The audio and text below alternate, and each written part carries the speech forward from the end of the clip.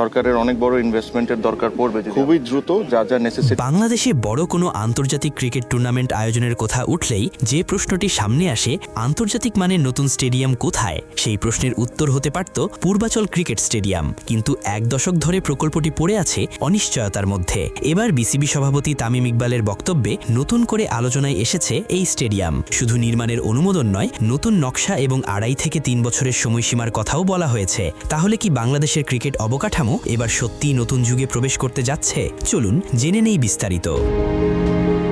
বাংলাদেশের ক্রিকেটে বহু প্রতীক্ষিত একটি প্রকল্পের নাম পূর্বাচল আন্তর্জাতিক ক্রিকেট স্টেডিয়াম। বছরের পর বছর ধরে এই স্টেডিয়ামকে ঘিরে হয়েছে অসংখ্য ঘোষণা, পরিকল্পনা এবং নতুন নতুন প্রতিশ্রুতি। কখনো এর নাম হয়েছে শেখ হাসিনা আন্তর্জাতিক ক্রিকেট স্টেডিয়াম, আবার কখনো পরিচয় দেওয়া হয়েছে ন্যাশনাল ক্রিকেট গ্রাউন্ড হিসেবে। কিন্তু নামের পরিবর্তন হলেও বাস্তবে প্রকল্পটির অগ্রগতি ছিল খুবই সীমিত। ফলে ক্রিকেট প্রেমীদের মনে এক সময় প্রশ্ন জেগেছিল, এই স্টেডিয়াম কি আদৌ কোনোদিন বাস্তবে নির্মিত হবে, নাকি এটি শুধু কাগজ কলমেই সীমাবদ্ধ থাকবে? তবে সেই দীর্ঘ অপেক্ষার পর এবার আশার খবর দিয়েছেন বিসিবি সভাপতি তামিম ইকবাল। সাম্প্রতিক এক সংবাদ সম্মেলনে তিনি জানিয়েছেন, পূর্বাচল আন্তর্জাতিক ক্রিকেট স্টেডিয়াম নির্মাণের পরিকল্পনা এখন নতুন গতি পেয়েছে।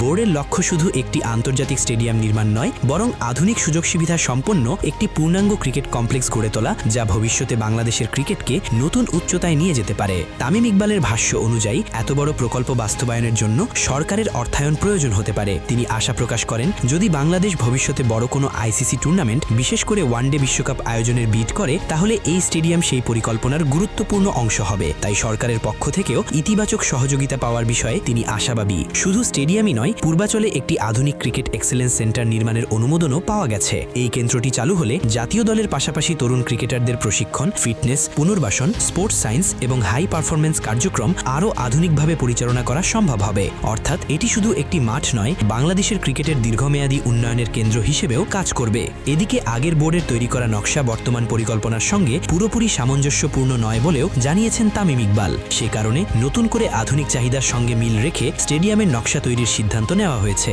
এতে কিছুটা সময় বাড়লেও ভবিষ্যতের জন্য আরও উন্নত একটি অবকাঠামো নির্মাণ সম্ভব বলে মনে করছে বিসিবি। সবকিছু পরিকল্পনা অনুযায়ী এগোলে আগামী 2.5 থেকে 3 বছরের মধ্যেই এই প্রকল্পের কাজ শেষ হতে পারে। যদি সত্যি নির্ধারিত সময়ের মধ্যে পূর্বাচল আন্তর্জাতিক ক্রিকেট স্টেডিয়াম নির্মাণ সম্পন্ন হয়, তাহলে সেটি হবে বাংলাদেশের ক্রিকেট ইতিহাসের অন্যতম বড় অবকাঠামোগত অর্জন। এটি শুধু আন্তর্জাতিক ম্যাচ আয়োজনের নতুন সুযোগই তৈরি করবে না, বরং দেশের ক্রিকেটারদের উন্নত প্রশিক্ষণ সুবিধা নিশ্চিত করবে এবং ভবিষ্যতে বড় আন্তর্জাতিক টুর্নামেন্ট আয়োজনের পথও আরও সহজ করে তুলবে। এখন অপেক্ষা শুধু প্রতিশ্রুতিগুলো বাস্তবে রূপ নেওয়ার, কারণ বহু বছর ধরে শোনা আশার গল্প এবার সত্যি হলে পূর্বাচল শুধু একটি স্টেডিয়ামই হবে না, এটি হয়ে উঠবে বাংলাদেশের ক্রিকেটের নতুন ঠিকানা এবং ভবিষ্যতের অন্যতম বড় মাইলফলক।